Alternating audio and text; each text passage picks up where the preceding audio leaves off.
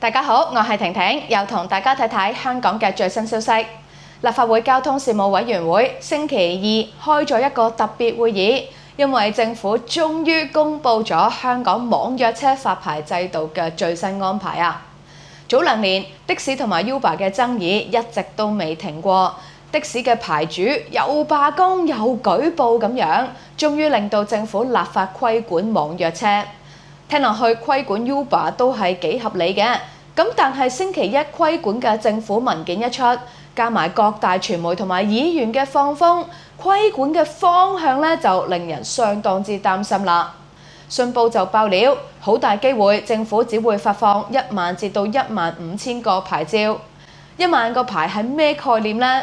而家市面上面係有3萬架有接開單嘅 Uber。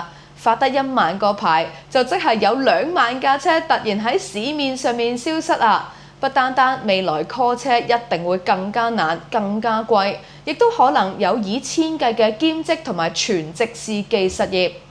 亦都肯定嘅係，如果不幸被裁員，諗住揸下 Uber 幫補家計呢條路，未來就會斷絕咗。呢一次會唔會係繼巴士安全帶事件之後，再一次嘅滑鐵盧呢？一齊嚟睇睇。啱啱過去嘅母親節，婷婷 call 咗架 Uber 接送屋企人去食飯。司機大哥好年輕，好有禮貌，屋企人都讚不絕口啊！網約車喺香港已經深入民心，同的士成為相輔相成嘅存在。婷婷自己咧就2樣都會搭嘅，要方便嘅就會截的士，有行程計劃嘅就 call Uber。不過老實講啦，搭的士咧係會多好多唔好嘅經歷㗎。試過由沙田駕駛學院截的士去科學園，一個大概80蚊嘅車程，的士最終收咗我250蚊啊！咁但係婷婷嗰陣又鵪鶉唔夠膽出聲啦。啱啱上個禮拜坐的士返屋企，的士行觀塘繞道嗰陣，竟然開到130公里。個腦咧真係浮現咗好多人生走馬燈啦。Uber 相對上質素就穩定啲，亦都收固定嘅車資，令人有多啲信心。咁但係的士業界就未必咁歡迎競爭啦，特別係的士牌照嘅持有人，就係一班嘅既得利益者。以前的士牌係好輕香嘅，咁但係今時唔同往日。市區的士牌價10年之間暴瀉，由2016年嘅723萬跌到去2025年最低嘅199萬。咁所以的士牌嘅持有人同你死過都正常㗎。近年的士多次發起罷工罷駛，甚至聲稱要眾籌民事訴訟政府啊，目的都係為咗抗議網約車。最終政府喺2025年10月通過網約車規管框架，並啱啱喺星期一嘅立法會交通事務委員會提交立法建議文件，就話最快今年年底落實喎。咁當中最受矚目嘅就係究竟政府打算發幾多個網約車牌照呢？攞住幾十個的士牌嘅人，梗係想你發得越少牌越好啦。咁佢個的士牌先值錢㗎嘛。咁但係發得少牌嘅話，就意味住市面上會唔見咗好多架網約車 call 車係一定會貴咗同埋難咗，亦意味住好多現役嘅 Uber 司機高德司機會失業㗎。咁究竟政府打算發幾多個牌呢？呢一度就好有趣啦，因為政府咧係反高潮啊！最新嗰份文件上面係完全冇提到，咁但係文件發布嘅前夕，各大傳媒都指出啊，有消息人士就話發牌嘅數量只會係1萬至到15000個之間。咁但係根據 Uber 數據同埋政府官方文件，香港嘅活躍司機有成3萬個咁多。如果只係發得1萬至到15000個牌，咁咪即係有1半至到2/3嘅網約車會消失咯。咁同時都會有成15000個至到2萬個人會失業啊，係冇得再揸 Uber 或者滴滴或者高德賺錢㗎。根據《星島日報》嘅報導，運輸及物流局喺星期一就向立法會提交網約車規管附屬法例修訂建議詳情。雖然就未明確提出網約車嘅牌照數目，咁但係政圈就盛傳數目將會落喺1萬至到15000個之間。網約車平台 Uber 就表示，如果政府只係批出1萬個牌照配額，係將難以應付乘客需求，或者會導致繁忙時間10次叫車4次失敗啊！候車嘅時間亦都會可能增加到而家嘅2倍，車費更加有機會上漲7成咁多，並且會影響超過15000個司機嘅生計啊！根據政府文件，香港每日係有成88萬人次需要搭的士或者 call 車，咁但係香港只係得18163個的士牌，而且當中得15000個係市區牌，得嗰18000個牌啊！咁如果冇 Uber 嘅話，一架的士係需要每日載49個人次先滿足到市場需要啊，根本係供不應求。咁認真難怪點解以前的士牌貴得咁誇張？翻查歷史，自1964年開始，政府就透過拍賣發放的士牌，喺16年之後就冇再增發牌照啦。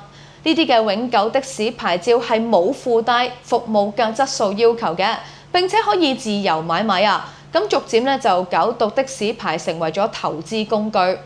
牌照通常都係由車行持有嘅。營運嘅成本係會轉嫁到前線嘅租車司機上面。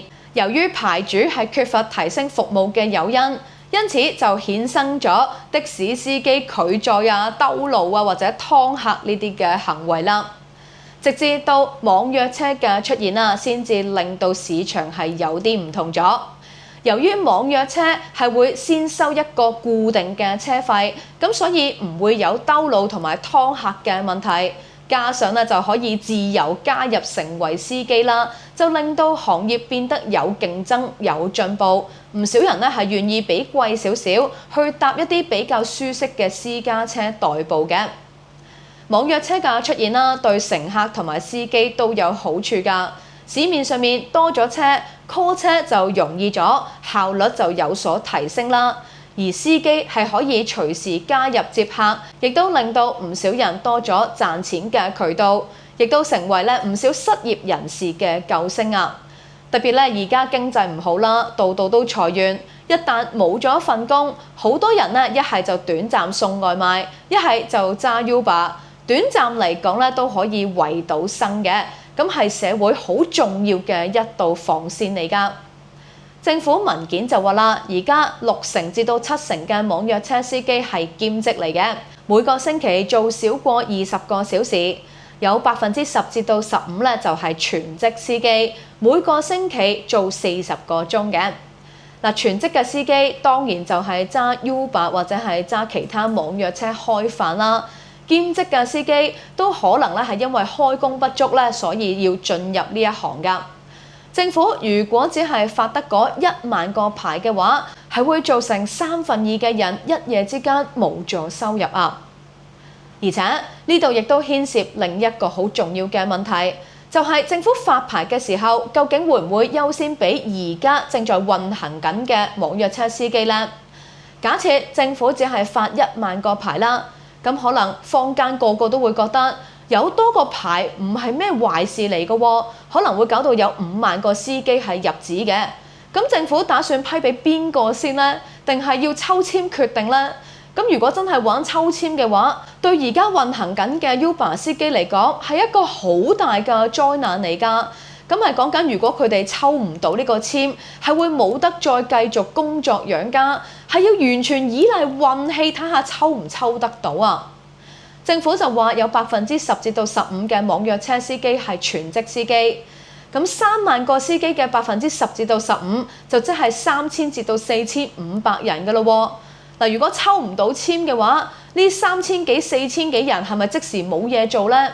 嗱，具有經驗啦、良好記錄同埋真係有心做嘅司機，係咪就會因為政府嘅規管制度而被淘汰呢？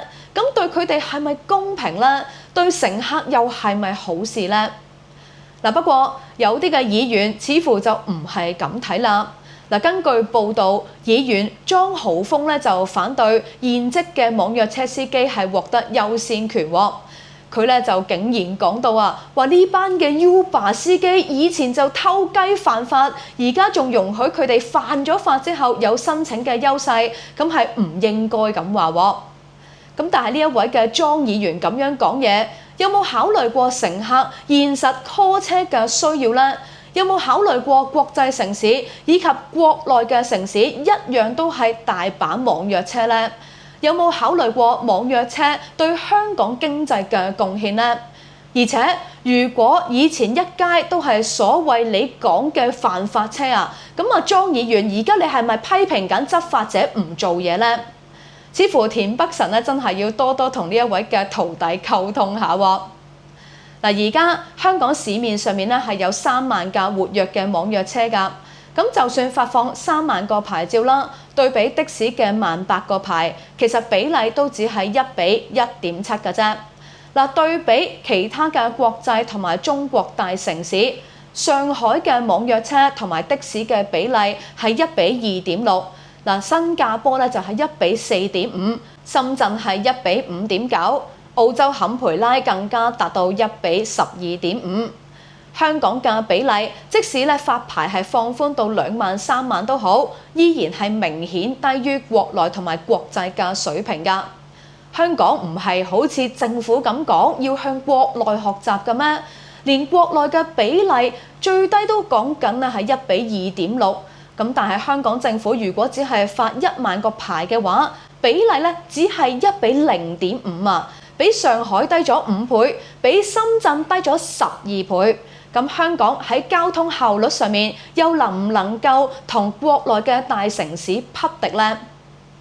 嗱，講到呢一度啦，又要講一個信報嘅社評因為社評有幾個論點咧，邏輯係令婷婷非常之震驚㗎。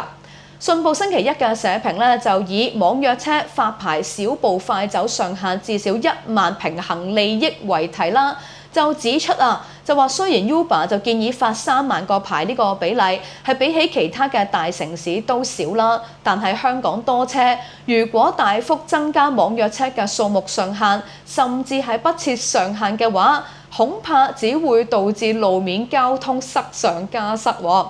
呢個究竟係咩邏輯嚟㗎？而家香港都未落實規管網約車嘅牌照，點解喺規管之後反而會令到路面交通塞上加塞呢？即係而家冇限制發牌，路面就冇問題；限制咗發牌，反而會塞車。而且先將呢一個信報社評嘅奇怪邏輯放埋一邊先，拎實際嘅例子嚟回應。根據 Yahoo 新聞嘅報導，我哋鄰近嘅深圳喺2021年係通過無償發放的士牌照，係全面取消數量限制嘅。結果有冇令到的士牌大幅增加呢？冇結果顯示係冇㗎。